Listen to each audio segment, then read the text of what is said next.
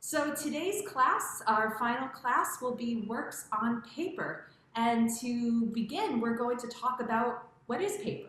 What are we talking about when we talk about paper? Great. And so we'll just start with the word paper. It does derive from the word papyrus, which is a plant that grows along the Nile, and if you unroll it the right way, you can write on it. And so papyrus is it survives from thousands of years ago, durable stuff, and it works. It's not actually paper. It's just an unrolled vegetable matter. Paper has been macerated. That means it's been chewed up. You make kind of soup of cellulose fibers. We'll talk about where those fibers come from in a second, but so you make this soup, you got a vat of this stuff, and then you take a thing like this. This is a paper frame, and you dip it in your soup like that, get a shallow layer in there, and you shake it this way, and you shake it that way, and that aligns the fibers in there a bit, and then you take it out, the water drains away, and what's left is paper. And here's this is the paper you would, if you were actually making paper, you would do what's called couching. You lay it out like this, means couching, lay it out like this, it goes into blotters, get pressed, so on. There's a little more to paper making, but that's basically it, that these macerated fibers go into a frame, you get a thin layer of interesting stuff. And so we're going to look a little more closely at paper. I did really point it out, but there's a screen on that frame that we were looking at. So we want to take a look at a piece of paper. This is modern paper, but it's made exactly the same way, handmade, the way paper was made in the 17th and 18th century. And we look on this side, don't really see too much, but if we look through this, look through the paper, and you can see that the screen has left some evidence in the paper. And the evidence is in the form, you can see those vertical lines, those are called chain lines. And then I think you can faintly see the horizontal lines. Those are called laid lines.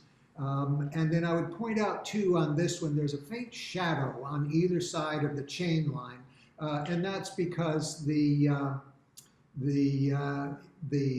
chain line has gathered up some of the fibers to the left and the right, and that makes that faint shadow. We'll look again at the kinds of shadows that wire and your mold can make for you, but that's the basic evidence for the look of what's called laid paper. And so we'll look at a piece from our collection that is printed on laid paper. This is a bond issued during the Revolution to raise money for the war.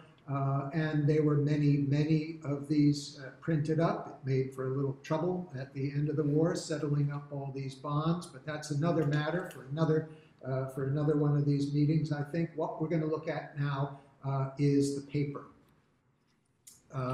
And so I'm just holding it under here. We're going to take a look. I just want to tell you, we'll re-emphasize these points later, but this paper has been printed with an engraving plate. It's also been printed with letterpress on a printing press. But we're still just looking at paper here, and you can see when we look through there, there are the lines, the vertical chain lines. You can see one issuing from the H in hand. There's a vertical chain line, and then you can see the horizontal laid lines. So this is laid paper as it properly ought to be for 1778.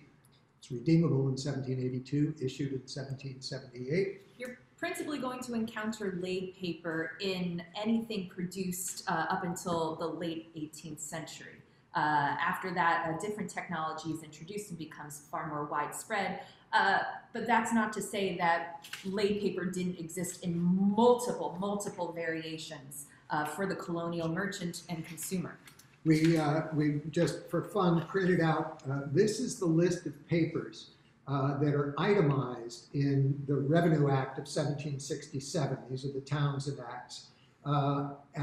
So these are just papers, and they're listed because they're all taxed at different rates. And so what have you got on your list there? The brown cap, brown large cap, Chancery double, Genoa crown fine. I've got Genoa pot, super fine pot, Royal fine, fine, Holland Royal, Fool's cap fine, Fool's cap second, Imperial fine, on and on. There must be 70 different varieties of paper here. And if you're a stationer, you have to know all those things. And if you're a printer, you have to know all those things, because each of those papers has a slightly different function. But it gives you some idea of how ubiquitous paper was. Even in the 18th century, there's paper used for all sorts of purposes, and specialized papers for many of them. So in addition to there's another way you can prepare the screen for that frame when you're taking the stuff out of the bath. And stuff is a technical term, the beaten up fibers called stuff. And that is, instead of making the heavy chain lines and the lighter laid lines going this way, it's a plain weave. It's just up and down, just like like a screen door. And that's the kind of screen that was on the frame we looked at before. And so let's take a look at the marks that leaves on your paper. And we'll look first at the outside of the paper, and just as before, it doesn't really leave any evidence on the surface. Now we look through the paper, and I'm not seeing anything. So that is characteristic of a wove paper, what's called a wove paper. There aren't any marks from the mold unless they're put in there deliberately. And I wanted to look at one deliberate.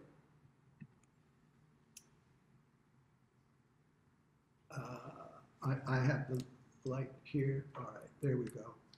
And there, I think you can see that. It's a bird in flight with, this is a dove with olive in its branch. And that's called a watermark.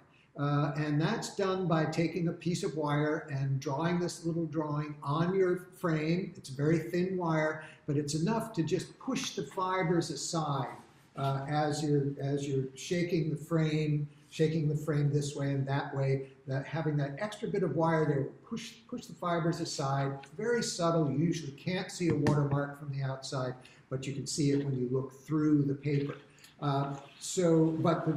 Principally what we were looking at there is looking through wove paper, you don't discover the marks of laid paper.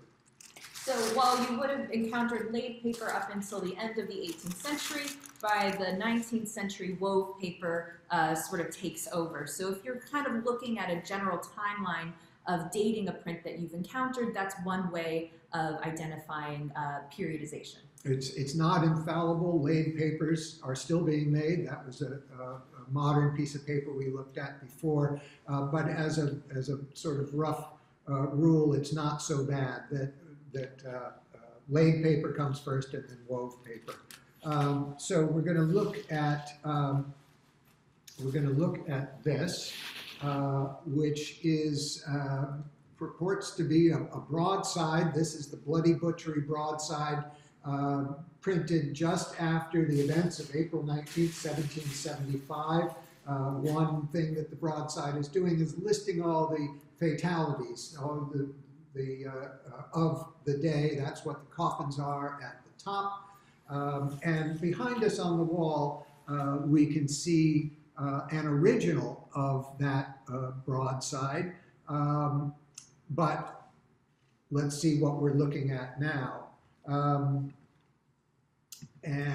Just sort of sticking to our theme here, what we're going to look at, we're looking at the broadside and what's printed on it.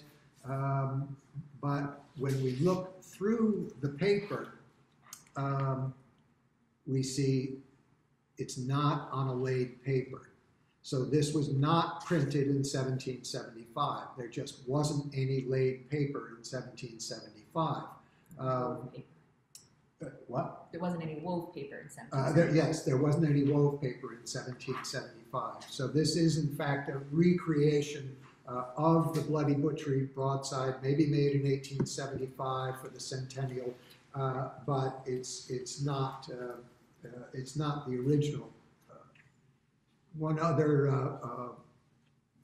innovation in paper making that occurred in the late 18th century was the introduction of wood pulp. This turned out to be catastrophic for the survival of things that, because the wood pulp is acidic, it begins to attack itself, and there's nothing you can do. We looked at that Dard Hunter paper before. That watermark of the flying bird is the mark of Dard Hunter, who's an arts and crafts paper maker, worked with the Roycrofters.